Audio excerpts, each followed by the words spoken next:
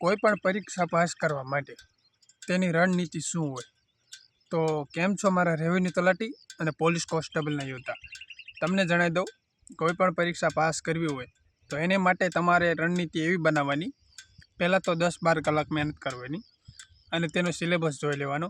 સિલેબસમાં જેટલા મુદ્દા છે એટલા મુદ્દા પહેલાં તો કવર કરી જ લેવાના, અને પછી જો ટાઈમ વધે તો અલગથી તમારે જે કવર નથી થતા તે મુદ્દા કરી લેવાના. અને ખાસ રિવિઝન કરવું જરૂરી છે. કોઈપણ પરીક્ષા પાસ કરવી હોય તો તેની માટે રિવિઝન બેસ્ટ વસ્તુ રહેશે.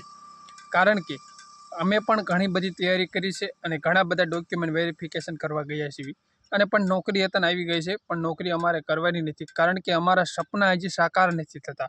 અમારા સપના પૂરા કરવા માટે અમારે મહેનત હજી ચાલુ છે. દોસ્તો, તમને માત્ર એટલું જ કહું છું, તમે જો તરત તૈયારી કરતા હોય તો 10-12 કલાક મહેનત કરજો, અને નકર પછી સારો ધંધો કરવો બહુ યોગ્ય રહેશે.